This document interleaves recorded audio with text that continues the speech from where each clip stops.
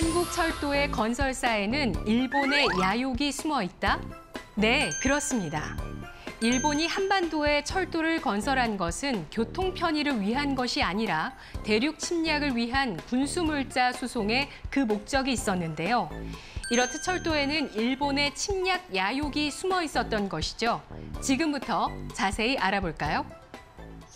그동안 내륙 중심으로 이루어졌던 도시 발달은 일본의 강압적 개항과 철도 부설을 통해 항구 중심으로 개편됐습니다.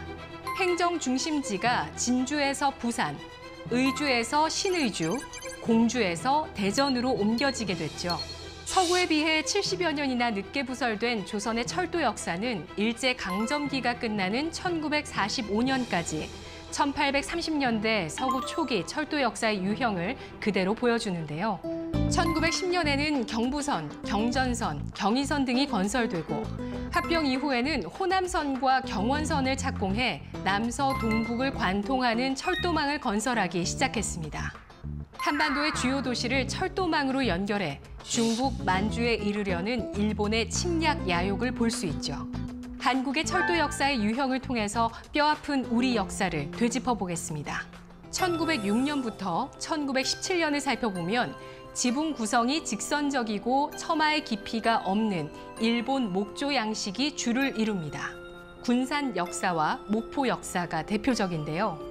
이 시기에는 서양 고전 양식도 나타났습니다. 벽돌조의 흰색 화강석을 사용했으며 르네상스 시대의 팔라초 형식을 볼 수 있습니다. 경성 역사와 부산 역사, 신의주 역사가 해당됩니다. 수원 역사, 전주 역사, 남원 역사 등은 1920년대 이후 한국 전통 양식으로 표현됐는데요. 철근 콘크리트 구조의 목조 가구식 형태를 재현했고 지붕 위에는 굴뚝이 돌출된 모양입니다. 1930년대 이후엔 서양의 모더니즘적 영향을 받은 역사도 드물게 등장하는데요. 이리 역사와 사리원 역사가 대표적입니다. 한편 일본은 경제 군사적 목적으로 근본적이고 체계적인 도로 정비에 나섰습니다. 이는 합병 직후인 1911년 전문 11조로 된 도로 규칙을 제정한 것을 비롯해 도로에 관한 제도만 봐도 알 수 있습니다.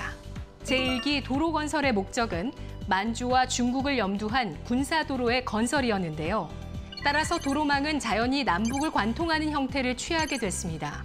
당시 간선철도가 완성돼 있어 주요 도로는 철도와의 연결을 고려하여 노선을 선정해 나갔죠.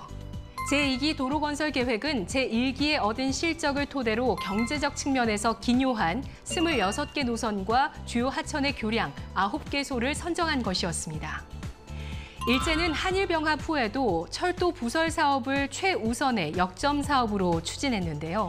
부족한 국비 사업을 보강하기 위해 사설철도 유치에 적극 나섰습니다. 일제는 조선 경편 철도령을 좀 더 적합한 내용으로 바꾼다는 명목으로 1920년 6월 조선 사설 철도령을 제령 제8호로 제정하기도 했습니다. 상수도 발달은 다른 공사에 비해 비교적 빠르게 시행됐는데요. 서울은 1906년 공사를 시작해 1908년 급수를 시작했습니다. 도시 위생시설에서 특히 하수 배제는 매우 중요한 요소인데요.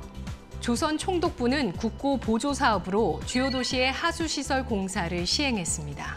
이렇듯 근대 기반 시설은 식민지의 격변기를 거치면서 동서양의 다양한 문화적 흐름을 소화하며 그 기틀을 갖추어 나갔습니다.